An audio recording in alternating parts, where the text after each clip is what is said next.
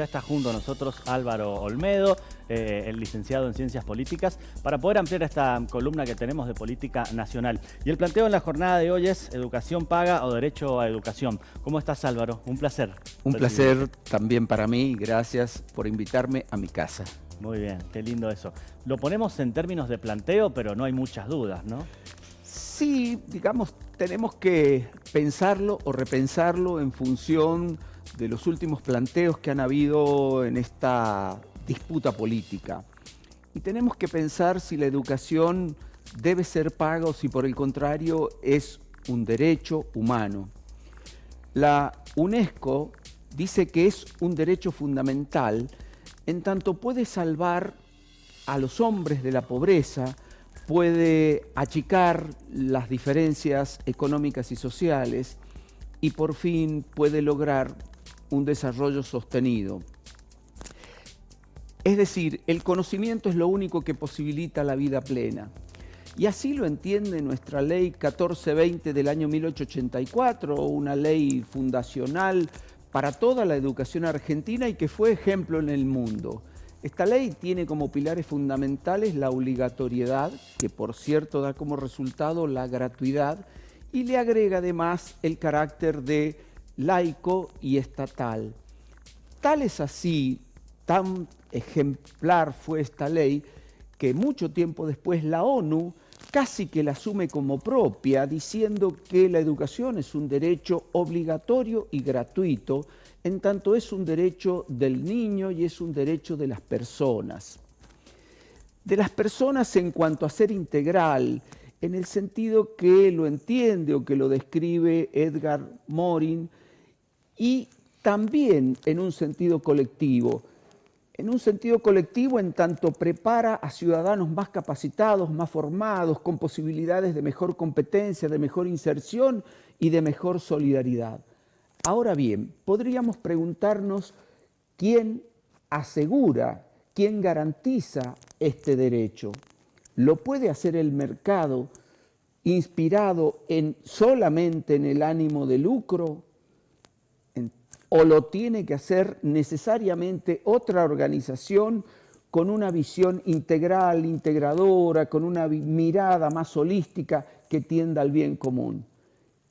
La respuesta acá sí que parece obvia, porque si no contamos con esta organización a la que le llamamos Estado que garantice este derecho, quedamos condenados a una pirámide darwiniana, donde los hombres se van a transformar en lobos del hombre, en el decir de Hobbes, es decir, la convivencia va a ser una selva. Podríamos pensar que estos son términos nuevos, lo del arancelamiento o lo del voucher, y en realidad no, Latinoamérica ya los ha probado. Nosotros en Argentina tuvimos un arancelamiento en el menemismo, y el discurso era que significaba una fuente alternativa de financiamiento para las universidades nacionales. En la práctica esto lo que resultó fue un desfinanciamiento del sistema universitario.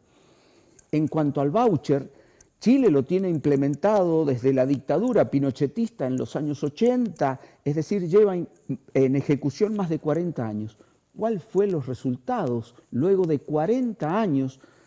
Privatización de la educación, guetización de la sociedad, es decir, hubo un sector de la sociedad que recibió el voucher, es decir, la ayuda del Estado, pero además el aporte de las familias, con lo cual quedaba estratificada en un sector más poderoso, mientras que la escuela pública quedaba solamente con aquellos que no tenían recursos.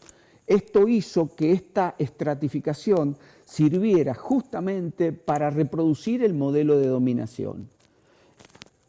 Universidades de los Estados Unidos han estudiado el modelo chileno y llegaron a la conclusión que esto no fue ningún tipo de mejora, porque en definitiva el mercado o los grupos económicos que se dedicaban a la educación, el único interés que tenían era obtener mayor beneficio. Y por último, y esto es más grave, al no ser obligatorio, bajó la matrícula y las escuelas empezaron a cerrar. La misma UNESCO dice que el modelo chileno en cuanto a sus resultados es decepcionante.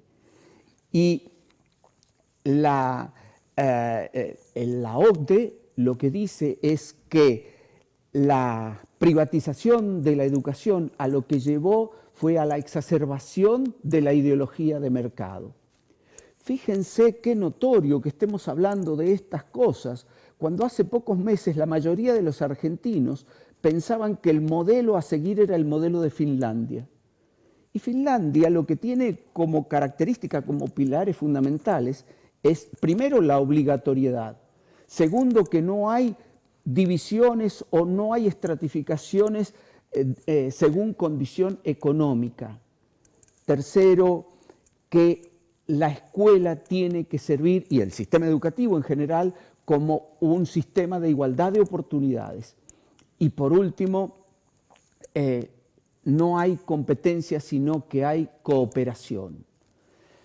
Respecto de estos ataques que está sufriendo el sistema educativo, ustedes hablaron recién que ya los rectores y rectoras de las universidades del país han puesto su voz en alerta y han dicho que esto no se soluciona con salidas mesiánicas, con magia, sino por el contrario. Acá lo que hay que hacer es implementar políticas públicas para la mejora.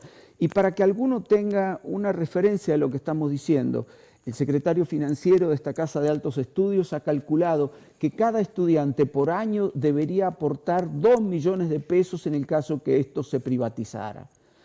Si a este ataque que está sufriendo o a esta embestida que está sufriendo la educación le sumamos la intención de eliminar el sistema de ciencia y tecnología, tenemos que decir que el sistema del conocimiento en general de la Argentina está condenado no solo para nuestra generación, sino para generaciones futuras.